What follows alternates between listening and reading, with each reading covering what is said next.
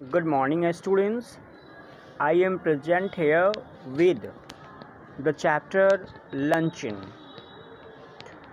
In this second part, I am going to talk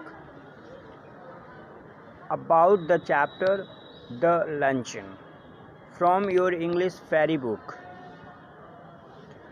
This chapter is just prepared for class 7th. I am going to teach you this chapter from the page number 94. I was startled when the bill of fare was brought, for the price was a great deal higher than I had anticipated. I was startled. मैं थोड़ा अंदर से दहशत में था कि इस restaurant का जो बिल आएगा वो मैं चुका पाऊँगा कि नहीं, क्योंकि मेरे पास बहुत अधिक पैसे नहीं थे और मैं जितना उम्मीद किया हूँ उससे अधिक पैसे खर्च होंगे क्या इस फॉयट रेस्टोरेंट में। इन सब को लेकर मन में एक आशंका बनी हुई थी आर्टिस्ट के अंदर, स्पीकर के अंदर। यहाँ पर आई जो है वो आर्टिस्ट के लिए आया है, ठीक है, इसको हम स्पीकर भी कह सकते हैं। But she reassured me I never eat anything for luncheon, she said. लेकिन वह मुझे आश्वस्त की, भरोसा दिलाई कि मैं लंचन के सिवाय और कुछ नहीं लेती हूँ। अब यहाँ पर आई जो है उस 40 years old लेडी के लिए आया है, ठीक है। Oh don't say that, I answered generously. अब जो आर्टिस्ट है वो कहता है विनम्रतापूर्वक, शर्मीले स्वभाव से कि ऐसी बात नहीं है। उसने उदारतापूर्वक यह जवाब दिया, आई never eat more than one thing. मैं एक से अधिक चीज़ नहीं लेती हूँ, ठीक है। उस लेडी ने बताई कि वह एक चीज़ से अधिक चीज़ नहीं लेती है। लिटिल फिश परहैप्स, और वो बताई कि सिर्फ एक छोटी सी मछली लेगी। परहैप्स शायद वो अगर मछली मिल जाए तो एक मछली का एक पीस लेगी। I wonder if they have any salmon, और मुझे ताज्जुब हुई कि कहीं वो तमाम मछलियों में से सैल्मन की डिमांड न कर दें। वेल, ठीक है।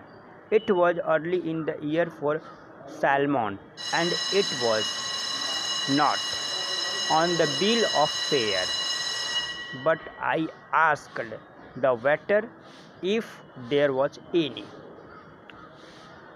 तो सैल्मन जो थी, सैल्मन एक प्रकार की समुद्री मछली है और उसका जो डिश होता है उसको सैल्मन डिश कहते हैं। वो महंगा होता है क्योंकि वो मछली जो होता है, अगर आप सैल्मन मछली के सीजन में अगर उसका डिश खाते हैं तो कुछ सस्ता मिलता है, लेकिन जैसे ही सीजन की समाप्ति हो जाती है तो फिर वो डिश महंगा हो जाता है, ठीक है। अनटाइमली अगर उस डिश को आप लेते हैं तो वो महंगा हो जाता है। तो उसने सैल्मन फिश का डिश खाने की इच्छा जाहिर की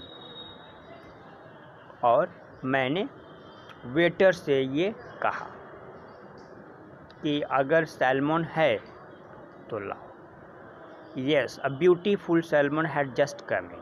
उसने कहा कि हाँ बिल्कुल, एक सुंदर सा स्वादिष्ट सैल्मन तुरंत आपको मिल जाएगा। It was the first they had had. और इन तमाम व्यंजनों में से उसने पहला जो व्यंजन का चुनाव किया वो आपका सैल्मन था। The waiter asked her if she would have something while it was being cooked. उसने कहा कि थोड़ी सी आप वेट करें, सैल्मन को फ्राई करने में थोड़ा सा टाइम लगता है, तब तक इस बीच में अगर कुछ आपको दूसरा खाद्य व्यंजन की अगर आवश्यकता है तो वो आपको मिल जाएगा। ठीक है, अब यहाँ पर थोड़ी सी उसको वेटिंग करने का एक अवसर प्राप्त हुआ, इंतज़ार करने का एक अवसर प्राप्त हुआ। आपने भी देखा होगा कि जब किसी रेस्टोरेंट में आप लोग जाते हैं तो कुछ ऐसा आइटम होता है कि बना रहता है और कुछ ऐसा आइटम होता है कि आपके ऑर्डर देने के बाद ही बनता है। इसके लिए आपको थोड़ा वेट करना होता है और इस बीच वेटर आपसे कहता है कि कुछ और अगर सामान चाहिए, खाद्य आइटम चाहिए, तो वो आपको ईज़िली मिल जाएगा। तब तक सैल्मन भी या अदर जो आपने डिमांड किया है वो भी तैयार हो जाएगा। No, she answered, I never eat more than one thing unless you have a little caviar. उसने कही कि नहीं, मैं तो एक से अधिक चीज़ लेती ही नहीं हूँ। उस लेडी ने कही, और 40 ईयर ओल्ड लेडी बताई कि वो तो एक से अधिक चीज़ लेती ही नहीं है, फिर भी वो कहती है कि अगर आपके पास एक छोटा सा कावियार होगा तो आप दे सकते हैं। कावियार का मतलब होता है मछली के अंडे का अचार।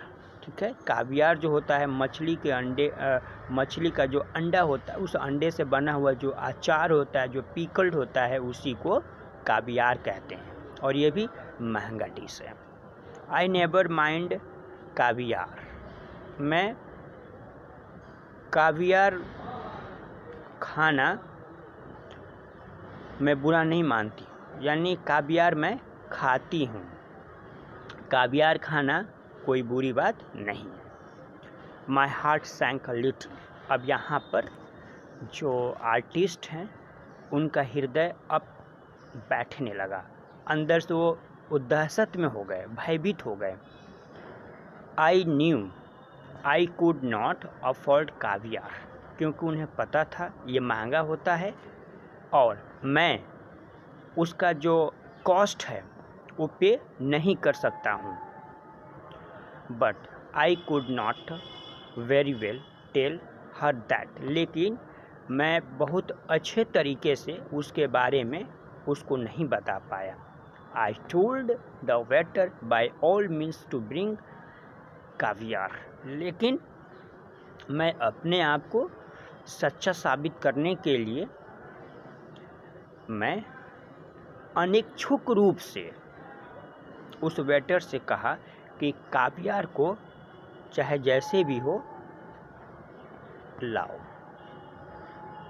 यहाँ पर आर्टिस्ट ने एक दिखावटी, एक श्रद्धा जो है उस लेडी के प्रति रखता है, क्योंकि यहाँ पर आर्टिस्ट कहीं ना कहीं आर्टिस्ट के अंदर डर है, मजबूरी है उसके अंदर, वह मजबूरी की बेड़ियों में जकड़ा हुआ है। For my self I chose the cheapest dish on the menu that was a mutton chop. और मैंने मेन्यू देखा और उस मेन्यू से मैंने एक मटन चॉप का चुनाव किया। मटन चॉप का मतलब होता है भेड़ का मांस जो कड़ा होता है। I think you are unwise to eat meat, she said. अब वो लेडी कही कि मुझे लगता है कि आप ये जो मीट खाते हो ये एक तरह का खाना अनवाइज है, यानी किसी भी तरह से बुद्धिमानी नहीं है। I don't know how you can expect work after eating heavy things like chops. वो कहती है कि अब मुझे भरोसा नहीं होता, मैं जान नहीं पाती कि तुम इतने कड़े मटन चॉप खाकर तुम अपना काम कैसे कर लेते हो, क्योंकि वो तो कड़ा होता है, चिकना नहीं होता है, और इतना कड़ा मटन चॉप खाकर तुम अपना काम कैसे कर लेते हो, ये मुझे जानकर बहुत ही हैरानी होती है। I don't believe in overloading my stomach. और वो कहता है कि देखिए, मैं ओवरलोडिंग फूड लेने से बचता हूँ, मैं ओवरलोड फूड लेना पसंद नहीं करता हूँ। ठीक है, तो इस तरह से ये आपको मैंने इस सेकंड पार्ट में इतनी जानकारी दिया, और बाकी मैं आपको अगले जो आपका थर्ड पार्ट होगा, मैं आपको थर्ड पार्ट में और भी बातें बताऊंगा। I hope you will have got this chapter from the core of your heart. Thank you and have a good day.